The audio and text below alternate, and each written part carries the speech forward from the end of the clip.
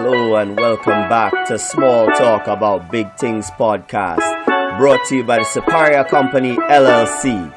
We have another great topic for you today on the show and a special guest host, Mr. Double A. So, if all you're ready, there we go.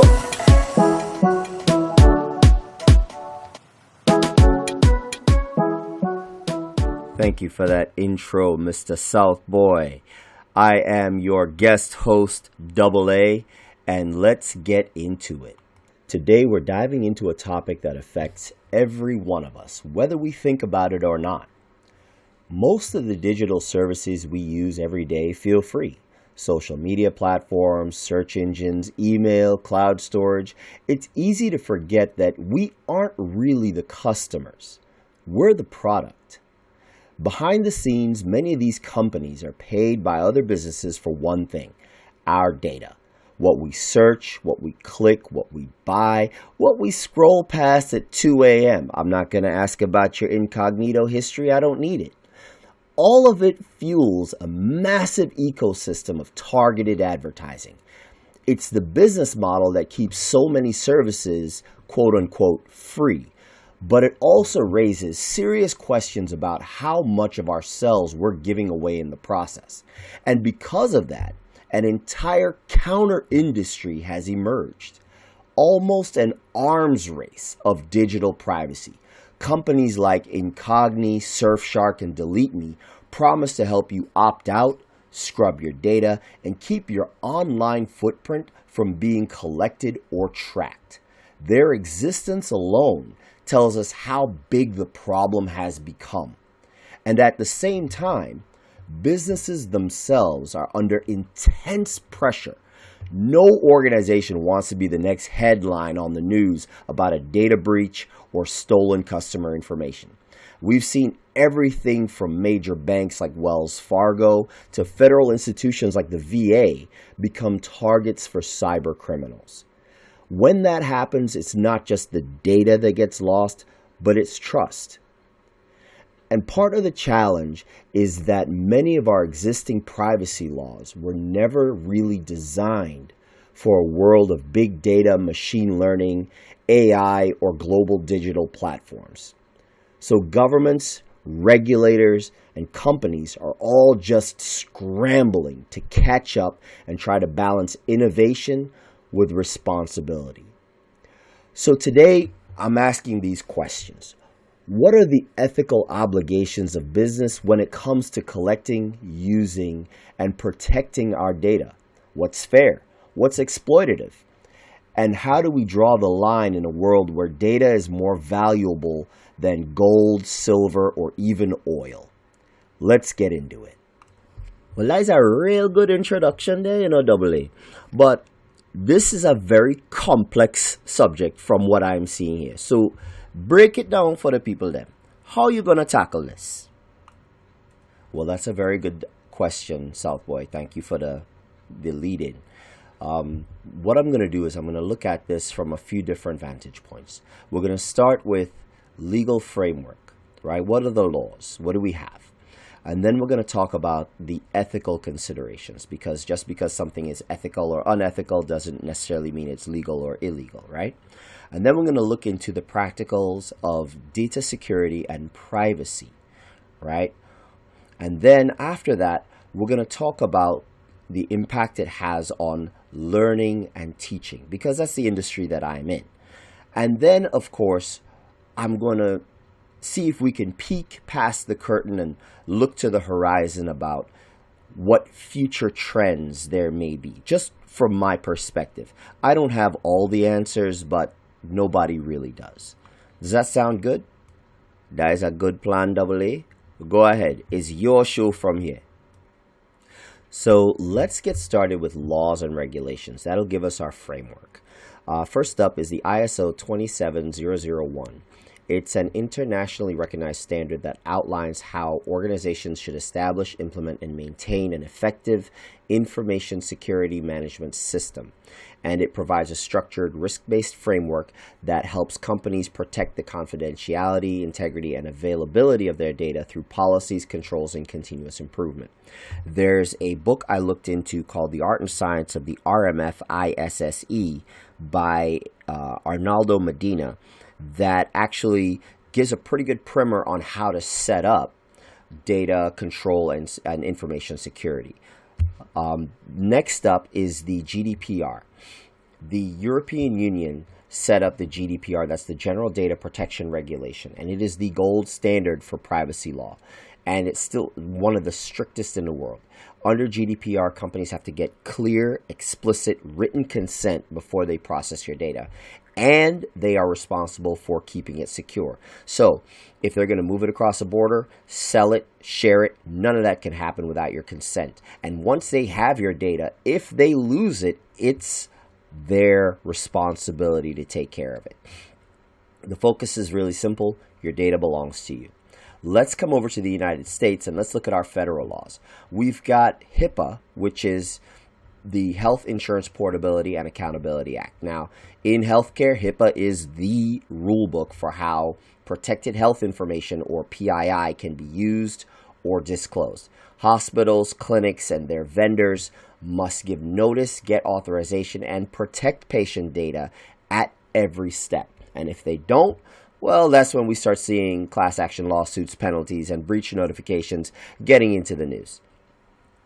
Also, when we're talking about education, we've got FERPA. That's the Family Educational Rights and Privacy Act. Now, FERPA gives parents and students, once they turn 18, the specific rights over their educational data. Schools just can't hand over your records or share your grades or release information to outside companies without consent, unless it falls under specific exceptions. The law also defines what counts as an education record. And of course, in today's world, that's a lot more than the old report card here. We're talking about attendance records, disciplinary reports, digital learning data, IP addresses collected by school portals when you're doing virtual schools, or participation logs in those virtual schools, or anything that can identify a student. Now, the problem is that FERPA was written in the 1970s, and that was long before we had cloud computing, learning analytics, or third-party education apps. So one of the biggest challenges for them is that FERPA wasn't built for modern ed tech. So schools often rely on exceptions to get around some of the regulations. Things like the school official exception. They use that to share data with vendors. What I mean is this. I was doing a little research on a third-party vendor called Nearpod. It's a great product from what I researched, and their ethical and protection law compliance is very good. But they're a third party to a school that may provide virtual classroom support.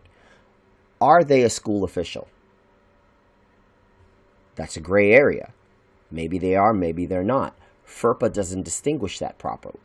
So, that's one of those little things that has an effect on, how the law can be used and how effective it is. So, when we're talking impact to stakeholders, schools and organizations have to conduct risk analyses, use independent audits, and make sure that third-party vendors aren't doing anything that they're not supposed to.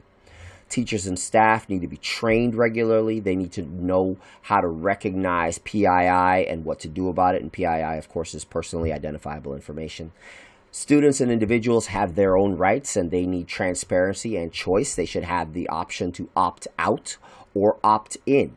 Depending on the organization, it may be one or the other, where you have to opt out, or they say everybody's automatically opted out and you have to opt in to share. And then, of course, technology providers have to do what's right. They have to follow the law, right? Like ISO 27001, HIPAA, FERPA, etc. But also, if they don't do those things, what does that do with their information security and management systems? Okay, so all that brings us to the ethical challenges. Now, ethical challenges, that's where we start seeing the real fun things begin. Because ownership and informed consent is an ethical delineation. It's also defined by certain laws. But what does it mean, informed consent? Is it the 50 pages of legal jargon that you see when you click here to accept the data policy?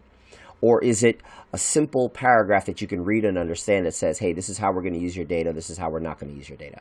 Transparency. Companies and organizations have to explain what they collect and why, right? Data minimalization.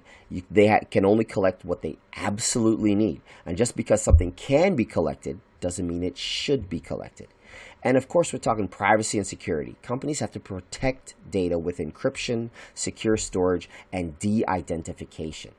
Okay, some of the ethical dilemmas that come up are things of what happens when your data is used for a purpose different than originally intended. Okay, maybe a search query ends up in a court case. Maybe shopping data is sold to advertisers. Or maybe student behavior data gets used for discipline and profiling. What about predictive analytics and AI?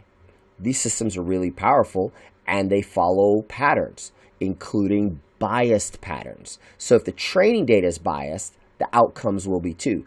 It's like my computer programming friends say, garbage in, garbage out. What about allowing emotional or behavioral tracking in schools? Is it helpful or is it surveillance? Having recordings of classrooms or video cameras in classrooms, is that good or is it bad? What are we talking about? Innovation and privacy. There are some schools that are going to completely digital classrooms. And what about virtual learning? Everything is on camera. Everything is online. Why data security matters in education is, and that brings me to education, I should say. This is why it matters. Because students are developing their identities, and the data can follow them for life. I'm a Gen Xer. There's no digital footprint of my adolescence. Thank goodness. Breaches in data can expose health info, disciplinary records, or financial data. Students and schools face risks like ransomware, phishing, third-party tracking, and employees who just look at stuff that they're not supposed to. Now, I know I seem to be focusing really heavily on education here and talking about the negatives. So let me back off a little bit and let's look at how data collection can actually help students and their learning. So good data collection can transform education by helping identify struggling students early. You can see patterns and maybe get that student to some more assistance, more help that they might need. It can personalize learning paths, right? And especially when we're talking virtual students, some asynchronous learning, it can help personalize their learning path to adapt to their specific learning style and help them grow. It can also help improve teaching strategies. Teachers can brainstorm. It can also remove some of the workload from teachers, right, using data and analytics. But the downsides are biased data leads to biased algorithms. My programmer friend says, garbage in, garbage out. If we over-rely on analytics, it can create blind spots in our education system. And of course, students lose autonomy when they can't opt out. So ethical innovation is going to require transparency, minimal data collection, stakeholder involvement, and human oversight. Let's look at a case study. I'm going to back out and look at a case study involving medical records, right? And this one is pretty interesting.